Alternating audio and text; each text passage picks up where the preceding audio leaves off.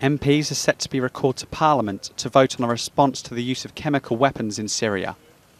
Downing Street has confirmed that Britain's armed forces are drawing up contingency plans for military action in the region. And after cutting his holiday short, the Prime Minister has said that any Syria intervention would be implemented to prevent the use of chemical weapons. Well, no decision has yet been taken, but let's be clear what is at stake here. Almost 100 years ago, the whole world came together and said that the use of chemical weapons was morally indefensible and completely wrong. And what we've seen in Syria are appalling scenes of death and suffering because of the use of chemical weapons by the Assad regime. And I don't believe we can let that stand. Now, of course, any action we take or others take would have to be legal, would have to be proportionate, it would have to be specifically to deter and degrade the future use of chemical weapons. Let me stress to people, this is not about getting involved in a Middle Eastern war or changing our stance in Syria or going further into that conflict. It's nothing to do with that. It's about chemical weapons. Their use is wrong and the world shouldn't stand idly by.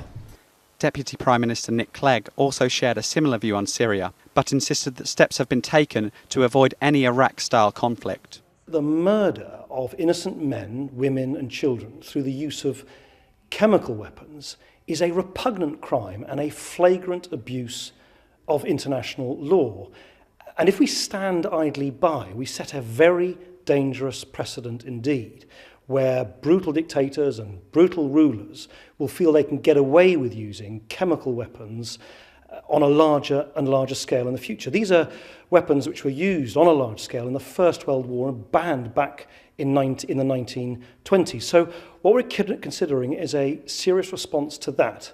What we're not considering is regime change, trying to topple the Assad regime, trying to settle the civil war in Syria one way or another. That needs to be settled through a political process. We're not considering an open-ended military intervention with boots on the ground like we saw in Iraq. What is being considered are measures which are legal, which are proportionate, and which are specific to discouraging and sending out a clear signal that the use of chemical weapons in this day and age is simply intolerable.